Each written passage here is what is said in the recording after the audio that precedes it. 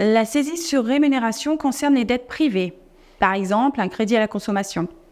L'employeur reçoit un acte de saisie du greffe du tribunal judiciaire avec accusé réception et où figurent donc les coordonnées du débiteur, les coordonnées du créancier, le décompte distinct des sommes dues, les modalités de versement et la date d'exigibilité de ce versement.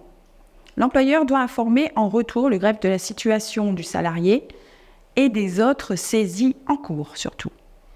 Il n'y a pas d'obligation de prévenir le salarié, il doit impérativement procéder à la retenue sur salaire et le versement dès le versement suivant et en respectant un barème fiscal. Si le montant est trop élevé pour être déduit en une seule fois, il procédera ainsi jusqu'à épuisement de la dette. Je vais vous décrire la procédure des saisies des rémunérations. Vous pouvez d'ores et déjà appuyer sur pause pour aller consulter cette procédure sous forme d'organigramme en dessous de cette vidéo. Alors, la procédure de saisie des rémunérations. Donc ici, nous avons une requête qui a été mise en place par la personne qui s'appelle donc le créancier. Cette requête donc demande une audience de conciliation. Si le défendeur ne reconnaît pas qu'il doit de l'argent, donc la saisie est ordonnée. Sinon, il peut aussi renvoyer éventuellement à une audience de jugement.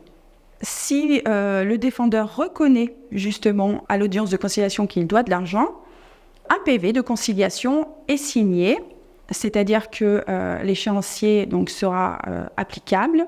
Et puis, sinon, s'il n'est pas respecté cet échéancier, il y aura une saisie qui sera ordonnée. Le défendeur qui comparaît ne souhaite pas de conciliation, donc du coup, pas de conciliation, pas de contestation.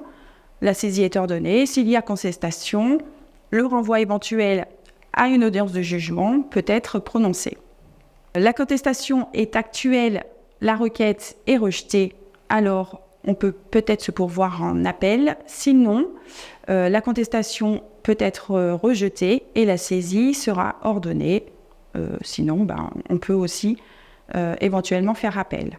Donc, ce qu'il faut retenir ici, c'est que cette procédure est la plus courante dans les entreprises. Effectivement, j'ai eu à travailler avec des collaborateurs et recevoir justement de la part du greffe du tribunal judiciaire une saisie arrêt concernant l'un de mes collaborateurs. Donc, il s'agissait tout simplement d'un crédit à la consommation. C'est-à-dire que celui-ci avait acheté du matériel dans une entreprise, un produit, et ne pouvait pas rembourser ses mensualités. Maintenant, je vous invite à me rejoindre sur le chapitre suivant pour parler de la saisie administrative à tiers détenteur.